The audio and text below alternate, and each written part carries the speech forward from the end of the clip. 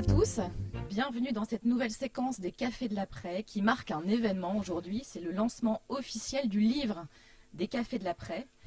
Un lancement qui est accueilli par le Furet du Nord, un Furet du Nord exceptionnellement désert. Bonjour Pierre Coursière. Bonjour. Merci d'accueillir cet événement. Saison 2 du confinement oblige, un contexte bien particulier. Et bonjour Jean-Pierre. Bonjour. Président du comité Grand Lille et initiateur de cette belle aventure des Cafés de l'après. On est ensemble pour une petite heure pour parler de cette aventure du Café de l'après et du lancement du livre, et ensuite pour un entretien avec Pierre Coursière sur le livre Produits essentiels et la digitalisation de la culture. Je vous invite à poser vos questions parce que cet entretien est interactif sur le chat YouTube. Voilà, n'hésitez pas et on pourra échanger et poser toutes ces questions à la fin de la séquence. Bonjour, bonjour Alexandra. Alors on va parler avec vous de cet événement aujourd'hui, le lancement du livre des Cafés de l'après, du live au livre. Racontez-nous un peu comment est née cette aventure des Cafés de l'après. Bah écoutez, c'est une belle histoire, mais j'ai envie de dire, pour commencer, que on a fait effectivement 40 visios avec des intervenants tout à fait exceptionnels qui sont venus nous parler de la situation et de l'avenir. Et au fond, on s'est dit, et on a eu beaucoup de demandes, c'est bien au fond de passer du digital au livre. Et donc on a fait du papier et on a fait un livre parce que le confinement, ça nous a sûrement appris beaucoup sur le digital, mais ça nous a appris aussi à relire, à réutiliser le papier, à reprendre ce que c'est que la lecture, d'écouter, enfin d'entendre, de lire, pardon, des romans, des essais, etc. Et donc, beaucoup d'entre nous ont sûrement beaucoup plus lu pendant le confinement en saison 1. Je suppose qu'ils vont le faire dans la saison 2, d'où l'importance de pouvoir accéder aux livres. Donc cette histoire des Cafés de l'après, ça a démarré par un coup de téléphone avec mon ami Eric Orsena, où je dis qu'est-ce qu'on peut faire ? Est-ce que tu accepterais de faire un interview, etc. Et puis en réfléchissant, on a dit bah oui, en fin de compte, il y a beaucoup de gens, et des gens que je connaissais bien, qui étaient au fond très disponibles. Et donc on a lancé avec une petite équipe, avec les équipes du comité Grand Lille, de l'entreprise des cités, Sébastien Dupré, et puis vous Alexandra, avec vos comptes doubles, avec l'informatique aussi, parce que pour faire ça, il y a des questions technologiques, donc l'informatique de l'entreprise des cités qui a été extrêmement aidant pour réaliser ça. Et puis on s'est lancé, et puis j'ai dit on va le faire, d'ailleurs ça vous a beaucoup surpris Alexandra au début, on va le faire tous les jours pendant le confinement. Et vous êtes fou Jean-Pierre, tous les jours. Mais non, il faut vraiment imprimer cet événement dans le quotidien du confinement, et on l'a fait à 13h45, qui était aussi d'ailleurs un horaire tout à fait correspondant au confinement, puisque c'était après le déjeuner, avant de reprendre les visios ou les calls professionnels. Et donc on a lancé ça, et effectivement ça a eu beaucoup de succès. Et je crois que ce succès, il est dû au fond aux qualités qui sont nécessaires quand on crée une entreprise. Au fond, c'est une aventure très entrepreneuriale. La rencontre d'hommes et de femmes, voilà, vous, Alexandra, d'autres, on a créé ça.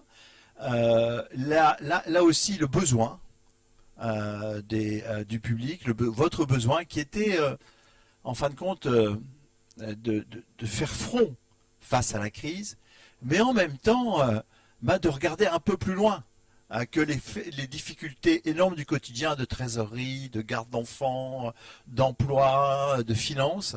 Mais il faut aussi passer un moment pour essayer de voir qu'est-ce qu'il va y avoir après. Et donc, ça a correspondu donc à une attente.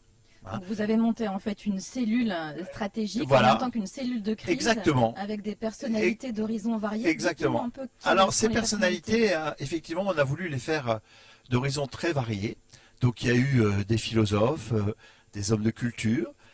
Il y a eu aussi un prêtre qui est venu le lundi de Pâques nous parler de sa vision à lui, de l'après, en tant que prêtre. Et puis on a eu aussi des chefs d'entreprise et des chefs d'entreprise de la région, les grands chefs d'entreprise qui ont créé de formidables aventures entrepreneuriales et internationales et qui ont créé des groupes mondiaux en partant de notre région. Quelques noms, Jean-Pierre, donnez-nous les noms. Oui, vous les avez. Donc on a eu des personnalités comme Fabien Derville, Barthélémy Guillain, tous ces grands entrepreneurs. hein, Antoine Baul aussi, Marie-Christine Coine, et puis Éric Orsena, Gilles Babinet pour le digital, et bien d'autres. Vous le découvrirez dans le livre, je suppose que, et vous voulez voir aussi, revoir sur YouTube ou sur la plateforme Rocha l'ensemble de ces cafés de l'après. Donc on a eu cette espèce de coagulation, de réaction chimique entre ce moment, les intervenants, et puis aussi, ce que j'ai découvert, au fond un peu un style, un genre. Au fond, il est apparu que quand on faisait ce type de conversation, elles étaient quelquefois plus dans la proximité que si je m'étais retrouvé sur scène avec Eric ou Fabien Derville ou Barthélémy devant 500 personnes. En fin de compte, il y avait une intimité, et cette intimité, cette proximité a créé un style, un genre qui a, je pense, qui vous a intéressé quand on a vu les nombreuses audiences que nous avons eues. Pour parler des audiences, oui, je pense qu'on a eu 50 000 auditeurs pour la saison 1 et la saison 2. Voilà, avec le replay, on a eu 50 000 auditeurs. Pas que des Hauts-de-France. C'est ça, pas que les Hauts-de-France. Il y a eu 25 pays, on a 25 nationalités qui ont regardé ces vidéos, ces visios. Et puis un peu aussi, bien sûr, les membres du comité Grand Lille, mais beaucoup plus largement que ça. J'ai eu beaucoup de témoignages de gens qui le regardaient en famille. À 13h45 avec leurs enfants pour pouvoir effectivement s'enrichir en fait, hein, parce que au fond je pense que le point important de ces cafés de l'après, et c'est ce qu'on cherchait aussi à faire, c'était au fond une sorte d'enrichissement intellectuel, hein. Au fond on avait confiné les corps mais pas les esprits, hein. Et donc il fallait effectivement créer cette nourriture, en fin de compte, hein, comme peut l'être le livre d'ailleurs, hein, cette nourriture qui permet de réfléchir à chacun, en fin de compte, comment il peut construire demain. Très bien. Alors dites-nous aujourd'hui, les cafés de l'après, c'est saison 2 du confinement, saison 3 des cafés de l'après, c'est bien ça, ça continue? Oui, ça va continuer, effectivement. Bon, alors, quand on a fait les cafés de l'après du confinement saison 1, on ne s'attendait pas à un reconfinement, donc on réfléchit à une nouvelle forme, mais c'est vrai qu'on est dans un confinement différent, puisque là, l'activité économique continue, donc les gens travaillent, hein, ils sont pas chez eux, les enfants sont à l'école, donc on travaille à deux axes. Le premier, c'est qu'on a continué à faire quelques cafés de l'après. On a eu très récemment Augustin de Romanet, hein, que je vous conseille de regarder sur Rocha, et qui est très très intéressant. Et puis on en a deux autres de planifier avec Monsieur Soubi, qui est le grand spécialiste français des relations sociales, hein, qui a conseillé beaucoup de présidents de la République, qui conseille beaucoup de grands groupes dans ce domaine-là, et qui vient donc le 13 novembre à 8h. Et puis on aura le 23 au 27 novembre, je suis en train de chercher la date, avec Muriel Pénicaud, qui viendra nous parler de est-ce que c'est possible de réformer la France. Je pense que Muriel, concernant son parcours en tant que ministre du Travail et ses autres activités, ça sera intéressant de l'écouter. Et puis ça, c'est donc les deux cafés de l'après dans le format habituel que nous avons planifié pour le mois de novembre. Donc le vendredi à 8h. Alors là, on a mis le vendredi à 8h, de 8h à 8h45. Et on a un autre projet qu'on est en train de monter. Vous avez toujours plein d'idées. Ouais, voilà. C'est en fin de compte de faire les cafés de l'après, le débat. Et donc je voudrais organiser les cafés de l'après avec 3 intervenants, parmi ceux qui sont déjà venus, puis d'autres, avec des intervenants aussi locaux, où on fera un débat sur le sujet de l'après. Et continuer à casser les silos. Oui, bien évidemment. L'important, c'est penser large, penser le co. Vous savez, on parle de beaucoup de ça dans le livre, le co, hein, la coopération, la collaboration, de comment on fait ensemble. Vous savez, souvent on dit il faut passer du ou au et. Moi, j'ai envie de dire il faut passer du faire soi-même à faire avec. Et donc aujourd'hui, on a la méthode de la collaboration, et pour ça, il faut casser les murs. Parfait.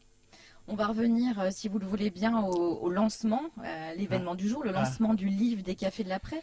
Alors ce livre, il est vendu? Non, c'est un don. Alors, ce livre, d'abord, je voudrais remercier tous ceux qui ont contribué à la réalisation de ce livre. Bien sûr, les 39 intervenants qui nous ont fait l'amabilité de relire la synthèse qu'on a fait de leur entretien. Et puis ceux qui ont participé à la production, à la mise en image, toutes les équipes avec Sébastien, avec vous, Alexandra. Et puis je voudrais remercier aussi Café Méo, hein, Gérard Méoxon, et puis aussi Mère, qui nous ont donné un petit peu de sous pour produire ce livre. Donc ce livre a été produit grâce au Café Méo et à la Maison Mère. Et nous avons décidé de proposer à ceux qui veulent ce livre de faire une donation à la Fondation Y Croire. Donc 100% de vos dons iront à la Fondation Y Croire. La Fondation Y Croire a été créée par Pierre Gattaz, l'ancien président du MEDEF, qui intervient d'ailleurs aussi dans ce livre. Et elle a pour vocation d'aller dans les régions les plus difficiles de France, mais notamment des Hauts-de-France, pour aider des populations éloignées de l'emploi à créer leur propre entreprise. Donc à leur donner la fibre entrepreneuriale. Et il nous a semblé qu'au fond, les cafés de l'après, issus au fond de la mouvance d'entreprises et cités, autour des responsables économiques, c'était bien qu'on fasse, au fond, qu'on soutienne cette Fondation Y Croire qui est là pour aider les populations loin de l'emploi à créer leur entreprise. Le prix, Jean-Pierre, le prix. Le prix c'est 15 € pour un livre, mais vous pouvez donner plus puisque je rappelle, 100% vont à la Fondation Y Croire. Alors pour le Et commander, donc vous pouvez aller sur le site. voilà, mon engagement. Voilà. Monengagement.fr, Voilà. la plateforme en fait d'entreprise et cité pour le commander. Voilà. On choisit le nombre d'exemplaires et on sait que 100% donc Voilà. du On paye don est avec reversé. l'IBAN qui est indiqué et on avait une question de livraison, mais elle est réglée puisque aujourd'hui pour ceux de la région ils pourront aller chercher à Entreprise et Cité dans les locaux de l'IRD et pour ceux qui sont loin il faudra qu'ils nous donnent leur adresse et on leur enverra. C'est ça, le click and collect by Entreprise et Voilà, cité. exactement. Voir le livre expédié. Donc, tu vas devenir un champion du e-commerce, Jean-Pierre. Voilà, il faut s'y mettre. Très bien. On va passer à l'entretien avec vous, Pierre Coursière. Donc à vous, Jean-Pierre, pour cette séquence. Un café de l'après autrement aujourd'hui sur le sujet du livre Produits essentiels et de la digitalisation de la culture. À vous, messieurs. Écoute Pierre, d'abord, faire ce café de l'après aujourd'hui au Furet, j'ai l'habitude de venir au Furet, il y a beaucoup de monde en général quand je viens pour acheter des livres ou d'autres choses, ou des disques, ou des CD ou autres, ou des jeux pour les enfants aussi. Et là, là il n'y a personne. Et on est au milieu de livres, c'est magnifique d'ailleurs, mais ça fait vide. Mais je suis venu de chez moi aussi, j'ai traversé les rues qui étaient vides. Et donc ce confinement est bien pesant, il est bien pesant pour toi aussi et pour l'ensemble de tes confrères qui sont dans cette activité. Donc je trouve bien, c'est bien qu'on puisse en parler aujourd'hui. C'est bien aussi que tu puisses nous parler de ton secteur d'activité, de son évolution. Donc on va le faire sous forme d'un café de l'après, donc avec l'intimité habituelle. Mais là, la grande chance que nous avons, c'est qu'on se voit et qu'on est physiquement ensemble, alors que normalement on se voyait au travers d'écran de PC. Alors, peut-être d'abord, Pierre, tu es d'Occitanie, tu es de Toulouse. Absolument.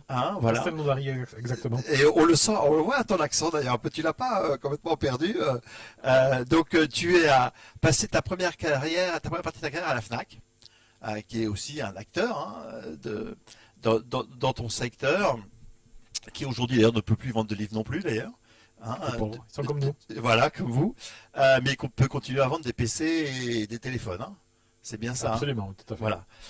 Donc le PC et le téléphone, c'est un produit de première nécessité. Plus essentiel que le livre, il paraît. Ouais. Alors, tu es arrivé dans notre région en 2009.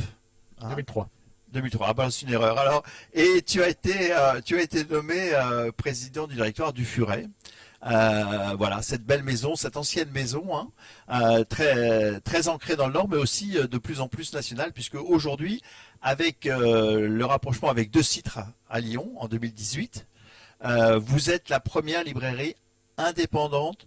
J'ai l'air d'Europe, mais on me dit que c'est que de France ou d'Europe? Non, on va rester en France pour l'instant. D'accord, de France. On est le premier libraire de France, multi-enseigne pour le coup, puisqu'on a 2 enseignes, Furet du Nord et de Citre. Et premier libraire de France dans le sens où plus de 50% de notre chiffre d'affaires est fait en livres.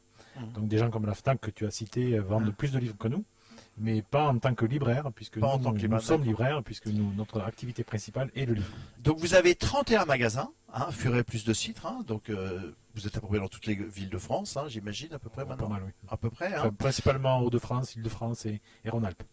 Voilà. Et donc aujourd'hui, vous faites à peu près 150 millions de chiffre d'affaires. hein, donc ce qui est une entreprise significative, donc qui a son berceau ici, hein, parce que le Furet, c'est quelle année la Alors, création du Furet? Le Furet, c'est 1921. Donc nous fêterons le centenaire l'année prochaine, Ah, puisque c'est une Madame Morel qui, au mois de mai 1921, on a retrouvé le carnet où ça a été fait, ah ouais, c'est le magnifique. registre, et donc qui a créé le Furet du Nord en 21, et qui a démarré rue de la Comédie. Paul Calens est arrivé ici sur la Grande Place, sur un ancien garage automobile en 59, et à partir de là, il n'a eu de cesse que d'agrandir son territoire pour arriver à ce magnifique magasin que nous avons ici, Ouais. depuis 59 celui-ci. Mais le Furet, oui, c'est 21. Donc 21. bientôt centenaire. On Bientôt. pourra aussi faire partie des Entreprises des centenaires, centenaires hein, du tu sais Nord. qu'il y a un gros point des Absolument. entreprises centenaires dans la région. Bien, alors on va rentrer dans le vif du sujet et peut-être d'abord une première question, Pierre, c'est bon, comment on se sent là quand on est patron d'un magasin comme ça, qu'on est obligé de le fermer, qu'on vend des choses essentielles hein, pour nous tous, hein, c'est la culture, c'est la connaissance, c'est la façon de s'évader, de lire. Il n'y a pas que les séries, même si les séries sont des éléments importants. Je ne critique pas les séries, loin de là. C'est un élément de notre culture, de notre bien-être. C'est un élément, au fond, j'allais dire, nécessaire à notre vie. Donc comment tu as ressenti ça? Écoute, merci déjà de nous avoir fait l'honneur Bah non, c'est toi qui nous fais cet honneur. Voilà, de lancer ce magnifique livre. Je vous le conseille vraiment, c'est très agréable à lire. Il est très très bien paginé d'ailleurs. Ouais. Ici En, au Furet. en tant que spécialiste, tu le trouves bien paginé, bien fait? Mes équipes sont beaucoup plus spécialistes que moi, mais il est très agréable à lire. Oui, et, c'est vrai. et- C'est vrai. et voilà, il se butine. Donc Ah, c'est un il se lit, se relit. Voilà. Voilà. Et on a voulu te mettre dans un environnement, tu vois, un peu type, je un vois peu ça. type pivot, tu vois. Je vois ça, je trouve ça. Voilà, donc non, mais écoute, comment on est aujourd'hui, on est dans l'action. Je t'avoue que j'ai 800 personnes derrière moi dans cette entreprise. Donc, c'est pas les moments les plus joyeux de notre existence entrepreneuriale, on va dire. En fait, on a deux casquettes. On a une casquette de commerçant et une casquette de libraire. La casquette de commerçant, évidemment, souffre d'être enfermé et de ne plus pouvoir ouvrir les magasins comme tout commerçant aujourd'hui, hein, et toutes les discussions qui sont aujourd'hui sur le petit commerce, le commerce de proximité, les différences entre commerces, on voit bien qu'il y a des sujets essentiels qui ressortent là et sur lesquels il n'y a plus une acceptabilité qu'il y a eu au mois de mars. Moi, au mois de mars, j'étais le premier à dire n'ouvrons pas les librairies parce que nous n'étions pas sûrs de ce qu'il fallait faire pour préserver la santé de nos équipes et de nos clients. Aujourd'hui, on le sait. Depuis qu'on met les gestes barrières en place, le Covid ne se développe pas dans les magasins. Je n'ai pas eu un seul cas de Covid qui se soit déclaré dans les magasins. Et même des gens qui rentrent avec le Covid, on en a eu dans certaines équipes hein, qui avaient le Covid et qui ne l'ont détecté que quelques jours après, n'ont contaminé personne parce que les gestes barrières sont respectés au sein des librairies. Donc les librairies, mais comme les commerces en général aujourd'hui, sont des endroits sûrs sur un plan sanitaire. Et puis à côté de ça, il y a le libraire. Qui dit, et c'est ce que tu rappelais, qui dit mais pourquoi le livre n'est pas considéré aujourd'hui comme produit essentiel? Et ma démarche là n'est pas corporatiste, elle est sur le fond. On est dans un moment de stress sanitaire, on est entouré de barbarie, les gens sont malheureux aujourd'hui. Et il faut que les librairies s'ouvrent pour que les libraires puissent leur vendre des livres d'évasion, des livres de compréhension. Tu le disais, les enfants sont à l'école, donc il faut que les enfants puissent rentrer, ou les lycéens ou les collégiens, les universitaires, puissent rentrer dans les magasins et acheter des livres. Donc certes, il y a le click and collect, le call and collect maintenant, voire le livre expédié, mais ça ne remplace jamais le libraire qui peut t'orienter vers un livre. Une librairie, c'est d'abord la sérendipité. Si tu sais ce que tu veux, à la limite, tu peux l'acheter sur Internet, où que ce soit, alors de préférence sur un site comme les nôtres, bien sûr, ou ceux des libraires indépendants. Mais tu peux le trouver tout seul. La plupart des fois où les clients rentrent dans une librairie, c'est parce qu'ils ne savent pas ce qu'ils veulent. Et c'est là où un libraire va les accompagner. Il regarde, il feuillette. Oui, puis il va les accompagner, parce qu'il y a une... Mais le livre, c'est l'intelligence, c'est l'évasion, c'est la culture, c'est que des choses un peu savantes, mais aussi beaucoup de divertissement. Puis c'est le partage. le partage de la connaissance, Mais du bien sûr. savoir, de l'expérience. Et c'est par le partage qu'on s'enrichit, qu'on progresse, qu'on grandit. Et on a vu depuis le premier confinement, enfin tu en parlais, le premier confinement a remis le livre au centre des Oui, préoccupations. exactement. Et ça a été une divine surprise, je dirais. Ouais. Parce que suite au confinement, on a vu revenir dans nos librairies des populations qui n'y venaient pas, des tranches d'âge qui n'y venaient pas, ou moins. Et là aujourd'hui, clairement depuis le mois de mai, les librairies ne désemplissent pas. Et c'est la raison pour laquelle, enfin, c'était quand les gens ont su qu'on avait fermé les librairies, on a eu 2 jours mais de folie furieuse parce que Ouais. tout le monde voulait faire le plein de livres et ne pas se laisser coincer comme au premier confinement Ouais. sans livre. On voit bien que c'est un produit important, on voit bien que c'est un produit essentiel et tout notre combat par rapport à un gouvernement qui doit prendre des décisions difficiles tous les jours, et leur métier, Dieu sait, n'est pas facile. Notre combat, c'est vraiment de réouvrir les librairies, tout simplement. Alors, je voyais d'ailleurs qu'en Belgique, les librairies sont ouvertes, sont restées ouvertes. Les librairies sont Toujours. ouvertes en Belgique, les librairies sont ouvertes en Suisse, les librairies sont ouvertes en Allemagne.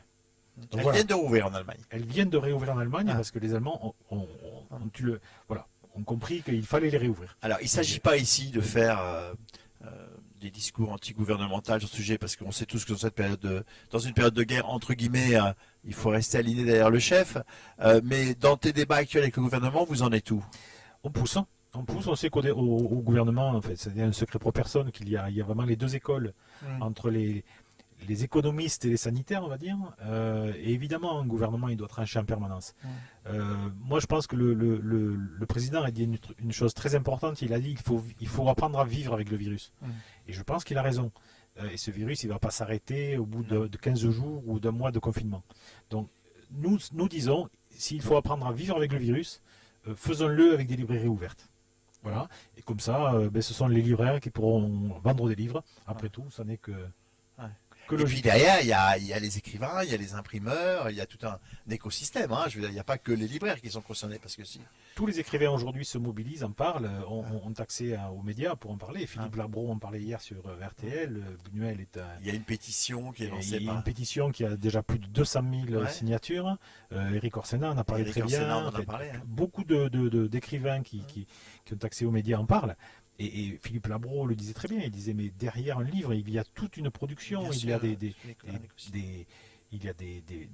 derrière les libraires, bien sûr, il y a des gens qui font les livres, il y a des imprimeurs, il y a des équipes, il y a des représentants. En fait, c'est toute une industrie au service de la culture, mais la culture avec un grand et un petit C.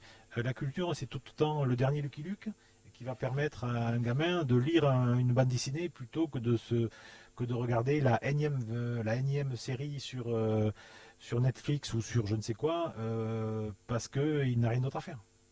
Alors, si je viens sur le Furet, aujourd'hui, le Furet encaisse le choc du deuxième confinement. Le Furet, il est comme tout le monde. Au mois de mars, on a pris tous en sidération ce premier confinement et encore une fois, on l'a suivi. Au mois d'octobre, on entame nos plus gros mois. La rentabilité, la survie économique, le résultat économique de l'année se fait maintenant, entre le mois de novembre et le mois de décembre. Donc le Furet, pour l'instant, il n'a pas absorbé le choc, parce que le choc, il va venir là, dans les semaines qui arrivent. Comme tous les libraires, et comme bon nombre de commerces de proximité. Je ne veux pas les appeler petits commerces, des commerces de proximité. Et on est tous pareils. Oui, et le livre particulièrement. Donc le choc, il arrive maintenant. Donc on va voir si on va être en capacité de l'absorber ou pas. Mais voilà, c'est à venir. Donc je ne peux pas répondre à ta question aujourd'hui. Ouais, tu es dans l'incertitude par rapport à ça, ce qui rajoute au stress de la situation. Tu espères une réouverture? Écoute, moi je suis un optimiste de nature. Je pense que ça fait partie des qualités de l'entrepreneur. Bien sûr. Donc oui, on est optimiste. À un moment, tout le monde va retrouver la raison. Enfin, il y a un pic il y a un pic d'hospitalisation aujourd'hui qui rend un gouvernement redevable des visuels, bien sûr, très nerveux. Mais à un moment, enfin voilà, il est plutôt possible. Il faudra réouvrir, il faudra remettre cette partie de l'économie aussi en place. On est très content que le BTP puisse continuer, on est très content que l'industrie puisse continuer, mais il ne faut pas juste mettre le commerce à part, et il faudra que le commerce puisse continuer. Et je pense même que au bout du bout, plus on réouvrira les magasins, et pas que les librairies, plus on lissera la demande, et plus chacun sera en capacité de gérer cette contamination, cette pandémie, qui, encore une fois, ne va pas s'arrêter à la sortie du confinement. En fait, la question, c'est pas tellement le sujet des produits de première nécessité, c'est la nécessité du sanitaire dans tous les commerces. Ben, je trouve que c'est une très belle remarque, et tu devrais la donner aux politiques. Ah, si tu veux, ben voilà, je la lance. La nécessité du sanitaire dans tous les commerces. Et les commerçants sont extrêmement responsables là-dessus. Ouais. 95% des commerçants jouent le jeu. Alors c'est plus difficile pour les bars qui ont été montrés du doigt, et peut-être les restaurants. Et encore, la plupart l'ont fait. Mais pour des commerces comme les nôtres, il n'y a aucun problème. Non, mais la question des déviations qu'on a pu connaître dans certains bars, la question c'est de savoir les sanctionner, c'est pas de punir tout le monde. On est bien d'accord. Alors, aujourd'hui, tu nous as dit qu'il y a eu un engouement pour la lecture, hein, lié au confinement. Donc tu vois une évolution des attentes du consommateur? Alors oui, il y a une... C'est intéressant parce qu'il y a eu toute une sorte de pendule où on est allé beaucoup vers la vidéo, Netflix, Disney, toutes ces séries qui sont arrivées et que tout le monde a consommé avec gourmandise pendant des années. Et c'est toujours aussi agréable de regarder une série. Bien sûr, bien sûr. Parce qu'il y en a de multiples, et Dieu sait si cette production Et est riche et belle. Mais aujourd'hui, on sent, nous les libraires, on sent que les gens ne veulent plus que ça. Et en plus, avec le télétravail, l'outil numérique, l'ordinateur, le portable, chez soi, est devenu un outil de travail et non plus simplement un outil ludique. Ouais. Et ça a changé beaucoup de choses dans la perception. Donc à un moment, quand tu t'es fait engueuler par ton patron parce que tu es en retard sur le projet en visio sur Zoom, et que tu fermes ton laptop, tu as de plus en plus envie d'ouvrir un livre et de faire autre chose. En fait, le livre est devenu la récréation après une journée d'écran. C'est exactement ça, et ce terme exact nous a été donné par une youtubeuse de 25 ans, il y a 3 ans à peu près, qui expliquait que le livre est une récréation dans sa journée d'écran. Et c'était une jeune de 25 ans qui nous disait ça. Donc c'est là où moi je suis extrêmement optimiste sur notre métier et sur notre raison d'être et sur les livres que l'on vend. C'est que quand on dit les jeunes ne lisent plus, c'est pas vrai. Il faut leur proposer une autre lecture, mais ils lisent toujours autant. Et ces tendances-là, tu les sens aussi auprès de tes collègues dans les autres pays européens, pas? Alors oui, mais en France, on a cette immense chance. C'est que le livre est un produit tellement important en France. Je pense que moi qui ai ouvert la FNAC en Italie en 2000, c'est là que j'ai réalisé que le livre c'est là où j'ai réalisé l'importance du livre en France par rapport à d'autres pays. En Italie, le taux de lecture est bien moindre. En Italie, un chef d'entreprise te dira tranquillement qu'il ne lit jamais un livre et qu'il ne lit que la presse. C'est normal. Alors qu'en France, c'est inimaginable. Donc on a quand même cette énorme chance, avec l'Allemagne d'ailleurs, et sûrement l'Angleterre, d'avoir un pays d'une grande culture livresque. Et c'est toujours, ça a été grandement construit, supporté par la fameuse loi sur le prix unique du livre. C'est ce qu'on dit souvent, c'est vrai. Il y a deux choses qui ont joué. La loi Langue de 81 a permis un prix unique, ce qui fait que si aujourd'hui on a 3000 libraires en France, c'est grâce à la loi Langue, parce que tu ne peux pas acheter un livre moins cher dans une librairie qu'une autre. Donc ça a protégé l'aval, ça a protégé l'ensemble des librairies. Et puis la production. On a des éditeurs en France qui font un remarquable travail, qui suivent les niches, qui accompagnent les comportements. Regarde ce qui s'est passé en tourisme. Aujourd'hui, les éditeurs ont bien compris que tu peux faire, moi maintenant, mais que tu peux partir un week-end de 3 jours et les éditeurs te font des livres exprès pour tes 3 jours de tourisme. Donc on a en France une édition remarquablement diverse, riche, professionnelle, qui fait qu'on a des livres pour tout. La loi Langue est en fait d'ailleurs pour maintenir des libraires dans la proximité. Exactement, et ça a bien fonctionné. Et ça a bien fonctionné, et il faut que ça continue de fonctionner comme cela. Absolument, et moi le combat que l'on mène aujourd'hui, on le mène pour nous, Furet du Nord de Citre, mais également pour et avec les libraires indépendants, parce qu'eux sont souvent seuls ou dans leur petite librairie, ils font un travail remarquable, et voilà, il faut qu'on emmène toute la profession avec nous. revenons sur la stratégie du Furet. Donc vous avez acheté il y a 2 ans 2 citres. Il y a d'autres projets. C'est quoi la vision du Furet du Nord dans 5 ans? On aura passé le confinement, on aura le, le nécessaire sanitaire, j'allais dire, dans tous les magasins du Furet. C'est quoi votre stratégie? La stratégie, c'est de se dire, tout l'amont est en train de se consolider. Il faut qu'on ait un aval du Qui se métier, consolide. un aval fort. Ah. Et on veut faire partie d'un aval fort Ouais. avec un groupe comme le nôtre aujourd'hui qui respecte les enseignes, hein, puisqu'on va bien évidemment garder les 2 enseignes Furet du Nord et De Citre. De Citre est une magnifique enseigne lyonnaise au départ. De Citre a 111 ans et qui est vraiment très connue et à Lyon et en Rhône-Alpes. On va vraiment la préserver parce que les marques sont les enseignes sont très importantes dans nos métiers. Euh, et, et- mais en même temps, le client, il veut des services autour du livre. Ils veulent un service de digital, comme on dit aujourd'hui, fait de physique, les librairies dans lesquelles on rentre, mais accompagné aussi par tout un tas de services sur Internet. On parlait de click and collect, on parlait de pousser un certain nombre de choses, on parlait de mettre à disposition un e-commerce performant, etc. Et ça, tu ne peux le faire que quand tu as une certaine assise financière pour pouvoir développer tous ces outils au service de tes clients pour tes librairies. Et voilà, c'est ce qu'on a fait en rachetant De Citre. De Citre a une remarquable structure qui s'appelle De Citre Interactive et qui nous a permis de devenir très professionnels sur la partie digitale. Et nous pensons que de plus en plus de grandes librairies de métropole vont vouloir rejoindre ce type d'aventure où on a une assise technique suffisante pour la mettre au service des clients, faire en sorte que cette dette client soit respectée, mais qui permettent aussi à tout libraire de s'exprimer pleinement quand il a son client en face de lui. Donc d'autres projets de rapprochement, de collaboration avec d'autres librairies en France. Oui, absolument. Ouais. Et à l'étranger? Alors, mon expérience italienne m'a montré qu'on a des métiers dits éditoriaux qui s'exportent assez mal, Ouais, d'accord. parce que l'éditorial est très très spécifique à chaque pays. Donc nous pensons qu'il y a beaucoup à faire en France d'abord. D'accord.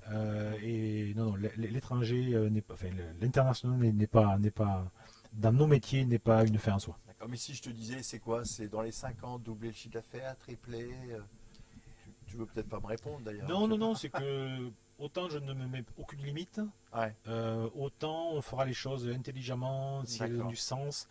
Ça peut aller très vite. Regarde Ouais. là, en rachetant De Citre, ce groupe a doublé de taille, Ouais, bien puisqu'on sûr. a racheté notre père Mhm.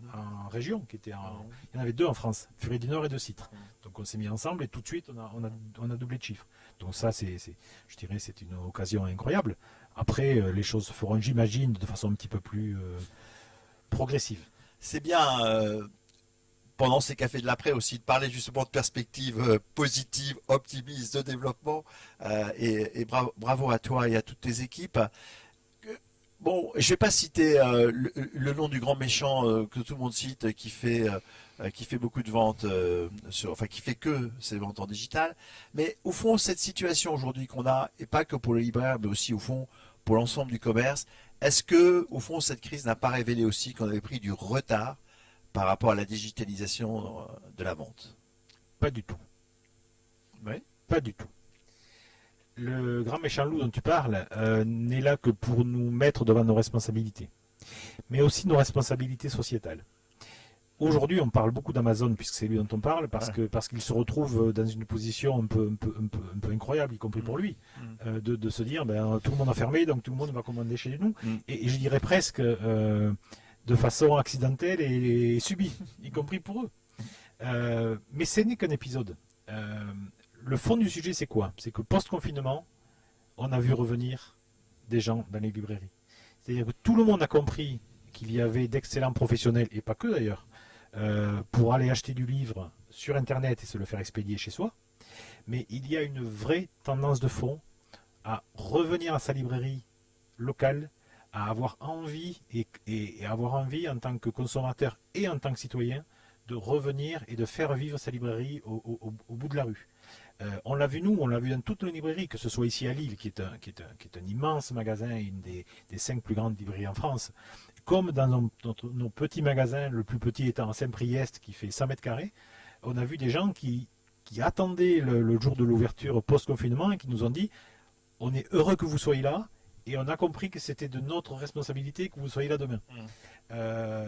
Et c'était pas un devoir, c'était plutôt un plaisir pour ses clients. Donc, le livre expédié, le livre sur Internet est une fabuleuse logistique et répond à un besoin précis. Un besoin qui est là, quand on sait exactement ce qu'on veut, on peut aller chercher sur Internet un livre chez Amazon, mais encore une fois, pas que chez Amazon. On a parlé de libraire-indépendant.fr, on a parlé de leslibraires.fr, évidemment furet.com, évidemment de site.fr, enfin, toutes l'hyperdistribution, à chacun son U-Culture, Auchan.fr. Donc, on peut aller chercher, si on en a besoin, un livre sur Internet, sur un tas d'acteurs, Fnac.com bien sûr, et qui feront le job très très bien. Le sujet le plus intéressant pour nous, c'est que les clients reviennent à la librairie. Alors, ils ne reviennent pas à la librairie pour avoir un service à l'ancienne. Et c'est là où je pense que les libraires, comme les commerçants français en règle générale, ont pris beaucoup moins de retard qu'on ne veut bien le croire par rapport aux anglo-saxons, par exemple. Le commerçant en France est en avance sur les anglo-saxons sur les applications digitales mises à disposition de ses clients parce que la distribution en France a pris le train en marche. Toujours avec un peu d'inertie. Mais quand tu regardes les derniers mois, sur le poids du chiffre d'affaires réalisé sur Internet, ce sont les enseignes briques qui ont fait les plus grosses progressions par rapport au clic. Donc, Amazon, pour ne citer que lui, sert toujours d'épouvantail à une certaine façon, enfin, sert de figure d'épouvantail, mais en réalité, ça n'est pas un épouvantail. Et Amazon fait extrêmement bien son métier. Il doit nous obliger à se rapprocher de son excellence opérationnelle, mais les clients, ils veulent aussi autre chose. Donc, à nous de leur donner cette opportunité. Donc, on est bien devant la subsistance et le développement de deux canaux de distribution. Venir chez son libraire ou l'acheter sur Internet. Exactement. Et au fond, ça répond à deux besoins différents. Et c'est le même client qui est protéiforme. Et c'est le même client qui est protéiforme.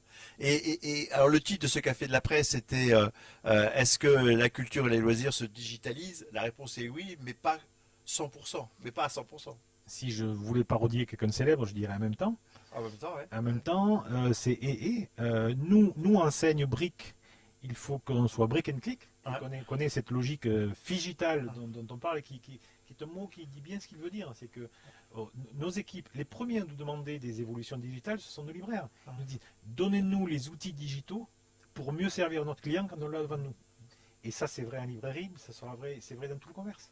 Et c'est ça notre responsabilité d'entrepreneur et de chef d'entreprise, c'est de donner à nos équipes les outils pour que cette relation, cette intermédiation entre un libraire, un disquaire, un papetier et son client soit plus riche et plus intéressante. Et que l'expérience client, la fameuse expérience client, soit bonne. Voilà, et ça, c'est pas un poncif, c'est une réalité extrêmement concrète et pour lequel, oui, il faut que nos entreprises se digitalisent de plus en plus. Pas en digitalisant à tout va, mais une digitalisation choisie qui permette de mieux servir nos clients. Mais les acteurs du digital aujourd'hui disent aussi qu'ils veulent aller vers le brick. Exactement. Ouais. Et c'est là où nous on sourit. Parce que quand ils arrivent dans le brick, ils voient toute la difficulté de faire du brick. Et certains s'y sont cassés les dents très très vite. Et on a nous l'avantage d'avoir cet historique, d'avoir ce savoir-faire. Et je pense que c'est plus facile de passer du brick au clic que l'inverse. Mais ça, on laissera les pure players essayer et il essaie peut-être quelques plumes. Et tu vois ton livre, tu as le café de l'après. Tu l'as démarré en digital. Bien sûr. Et tu arrives au bout du bout. Mais bien sûr, il y a un besoin aussi de l'avoir en brique. Voilà, donc tu as un chemin inverse si tu veux. Donc c'est possible, tu vois. Voilà, si la librairie... On est passé du clic au brick. Exactement, donc tu vois, la librairie elle se digitalise et inversement. Ouais, exactement. Donc aujourd'hui, tu nous as dit que le secteur, en fin de compte, avait de l'avenir devant lui. Par rapport à ce besoin de lecture, de partage de connaissances, du savoir, etc. Donc tu es positif sur ça. Si on élargit pas uniquement au secteur du livre, mais par rapport à ta responsabilité, comment tu vois aujourd'hui, d'ailleurs on en a beaucoup parlé dans le livre, le rôle de l'entreprise dans cette crise, tu vois, d'une façon générale. Dans le livre, d'ailleurs, on le dit, vous verrez à la fin du livre, on donne 7 tendances qui nous semblent accélérer par cette crise, et notamment l'affirmation du rôle utile de l'entreprise dans la société. Qu'est-ce que tu nous dirais sur ce point? Oui, on a un rôle important. Alors le premier rôle qu'on a, c'est de créer de la valeur. Faut quand même pas l'oublier, celui-là. Bien sûr. Pour nous, pour nos équipes, pour nos actionnaires potentiellement. Et puis on crée de l'emploi. Moi, j'ai 800 personnes aujourd'hui. Le Furet en 2003 en avait même pas 250. Donc on crée de l'emploi et de l'emploi durable. Des gens qui restent en CDI et qui restent longtemps. Ça, c'est important. Oui, on a des rôles. On a un rôle au niveau du RSE à jouer, pas tout seul, mais dans des logiques sociétales dont on fait partie. Et puis nos équipes sont très demandeuses de sens, mais sont très demandeuses de participer en tant qu'employés de l'entreprise à ce monde qui bouge et qui avance. Et c'est là où on a un rôle intéressant, mais qui n'est pas un rôle du patron dans sa tour d'ivoire, qui est un rôle de l'ensemble de l'entreprise. Et souvent d'ailleurs, ce sont nos équipes qui en parlent le mieux. Ce sont nos équipes qui expriment le mieux leurs demandes et leurs souhaits de participer à la vie de la cité. Et donc là, il faut les écouter et puis avancer avec eux. Et là, je te dis, au fond, si on veut dire aussi une bonne nouvelle aujourd'hui, c'est que la prise de conscience des entreprises de leur rôle dans la cité est de plus en plus fort. Et on voit bien que quand on rencontre des chefs d'entreprise, et on en voit dans le livre aussi qu'ils le disent, qu'ils l'affirment, ils affirment oui, qu'effectivement, ils ont un rôle dans la cité et qu'ils veulent l'assumer. Parce qu'au fond, le territoire, c'est aussi leur territoire. Et ils ont besoin d'avoir des racines dans un territoire vivant et se développant. Oui, puis c'est joyeux. Enfin, je veux dire, voilà. C'est pas une. T'as besoin d'une ville de Lille animée, active, pour ton magasin. C'est pas une charge supplémentaire. Au contraire, ça donne de l'énergie aux équipes. Bien sûr. Donc voilà, c'est pas une charge en plus. Au contraire, ça fait partie de la performance de l'entreprise. La performance et puis notre raison d'être. Et je dirais qu'il faut vraiment il faut que notre façon de créer de la valeur. Il y a un enjeu et puis il y a un jeu. Et le jeu, cette logique sociétale fait partie du jeu, au service de l'enjeu. C'est bien, j'aime bien, il y a un enjeu et un jeu. Bon, Alexandra, est-ce qu'on a des questions de nos amis qui nous écoutent? Alors oui, on a pas mal de questions via le public qui nous écoute actuellement. Alors notamment une question sur quelle est la part des librairies digitalisées aujourd'hui et est-ce qu'il va être possible de sauver Noël? Est-ce que vous avez une perspective de réouverture? Alors, peu ou prou, toutes les librairies sont digitalisées, encore une fois avec des niveaux de sophistication plus ou moins fortes, mais il y a très peu de librairies aujourd'hui qui n'auraient pas un site e-commerce, même simple, à proposer à ses clients. Donc globalement, oui, sur l'ensemble de la librairie française, toutes les librairies sont plus ou moins digitalisées, mais il y a toujours un accompagnement digital dans tous les cas. Il y a une mutualisation des librairies indépendantes autour d'un site. Tu parles de librairieindépendante.fr, c'est un site qui regroupe plusieurs libraires. Oui, alors au-delà du site lui-même, on est une profession qui, Dieu merci, a des logiques interprofessionnelles qui sont intéressantes. Il y a plusieurs instances dans lesquelles il y a une plateforme de réception de marchandises et qui envoie les marchandises vers toutes les librairies qui s'appelle Prism, qui est une instance collégiale. On a des logiques on a plusieurs instances comme ça qui sont collégiales et où l'ensemble de la profession travaille au service de la librairie et souvent les gros, comme nous, finançons des choses pour les plus petits, les coûts du transport ou les coûts de traitement de marchandises soient moins élevés. Donc il y a une vraie solidarité économique dans la profession. Voilà. Donc, et quant à Noël, oui, il faut en parler. Que le gouvernement nous permette d'ouvrir le 13 novembre et on sauvera Noël. Sinon, ça va être très, très compliqué. Merci Pierre. On a une question de Louis qui dit est-ce qu'on va toujours consommer des livres papier dans 10 ans et qui dit les liseuses c'est tellement pratique. Est-ce que ça a un sens en fait d'opposer encore livre papier, livre physique? On en revient au digital. Alors cette question on se l'a posée il y a 10 ans et le marché a donné la réponse. Il y aura toujours du livre papier. Ceci étant, je rejoins votre auditeur Louis, je rejoins Louis dans le sens où l'usage du livre numérique évolue tranquillement. Il est assez peu utilisé aujourd'hui, c'est autour de 5% du marché. Donc ça reste assez peu, ça grandit tranquillement. Il y a une vraie valeur d'usage du livre numérique. D'ailleurs, nos librairies ce qui est intéressant, c'est que les librairies françaises n'ont pas laissé le livre numérique aux pure players, mais vous trouverez dans quasiment toutes les librairies une liseuse, qui nous permet, nous, de vendre le livre numérique à nos clients. Donc oui, le livre numérique va continuer à évoluer, oui, et ce sera en même temps que le livre papier qui a montré, j'allais dire, sa solidité, sa résilience, et plus que sa résilience, sa dynamique. Bah oui. Voilà. Mais les deux, et puis il y a un troisième élément, qui sont les livres audio, alors qui existent depuis très longtemps. Il y a des pays comme l'Allemagne où c'est un usage très fréquent et qui commence à se développer en France. Ma fille, en voiture, écoute des livres. Alors vous anticipez une question de Nicolas qui est malvoyant et qui nous pose justement cette question de l'accessibilité et de l'inclusion de la culture. Donc vous en parlez du livre audio, notamment pour la population malvoyante. Ça c'est aussi un segment qui va se développer pour que la culture soit plus inclusive. Oui, c'est un formidable segment qui commence à bien marcher. Donc en plus, les productions aujourd'hui sont plus riches et plus professionnelles. Donc c'est vraiment une spirale vertueuse sur le livre audio. Donc j'encourage nos clients, enfin, et notamment les malvoyants, d'écouter du livre audio. C'est très agréable et c'est évidemment, ça va de pair avec une lecture classique d'un livre. Et comme quoi le livre montre bien son côté protéiforme, et ça montre bien sa dynamique, et ça montre bien que ça n'est pas un vieux produit. Très bien.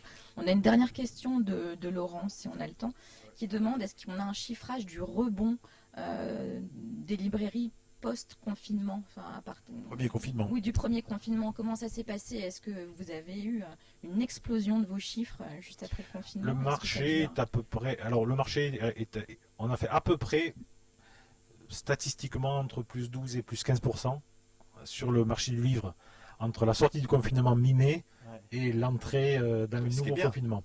Ce qui est remarquable. Parce que la croissance du marché par an, c'est combien? C'était combien ces dernières années? Plus 1, plus 2, oui, c'est ça. C'était pas moins 1, moins 2. Donc, non, c'était remarquable. Quand j'ai dit qu'il y a eu un vrai engouement et qui a vraiment tenu dans le temps, voilà, le marché du livre, depuis le confinement, est vraiment très, très soutenu.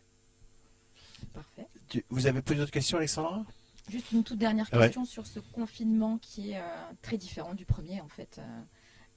Votre regard, Pierre, sur ce contexte, cet état d'esprit qui est très très différent.